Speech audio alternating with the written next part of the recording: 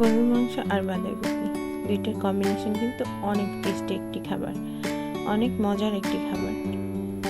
আসসালামু আলাইকুম। আজকে রান্না করব বাঁধাকপি দিয়ে গরুর মাংস। প্রথমে মশলাগুলো কষিয়ে নিব।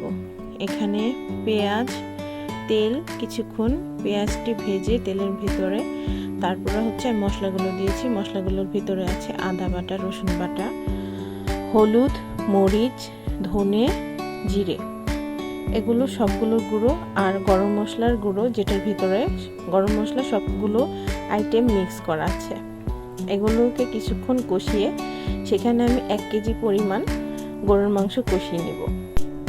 কিছুক্ষণ কষিয়ে নেওয়ার পর এখানে আমি 2টো টমেটো কেটে দেব স্বাদ বাড়ানোর জন্য। এই খাবারে টমেটো ইউজ করলে কিন্তু অনেক টেস্টি হয়।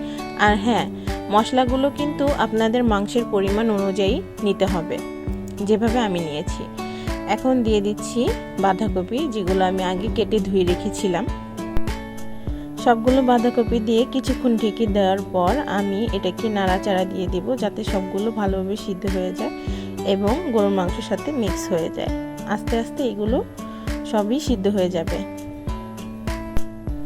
কিছুক্ষণ কষানোর পর আমি এটাকে পুনরায় ঢেকে দিয়েছি। ঢাকনা ওঠানোর পর এরকম হয়েছে দেখতে। এটা যে কতটা লোভনীয়, এটা যারা খেয়েছে তারাই একমাত্র বোঝে। আর হ্যাঁ, লবণ দিতে কিন্তু ভুলবেন না, আমি ফার্স্টে বলে দিতে ভুলে গিয়েছিলাম। এই যে আমার রান্নার ফাইনাল লুক। এটা খেতে যেরকম মজা, দেখতেও অনেকটা সুন্দর। ভালো থাকবেন সবাই।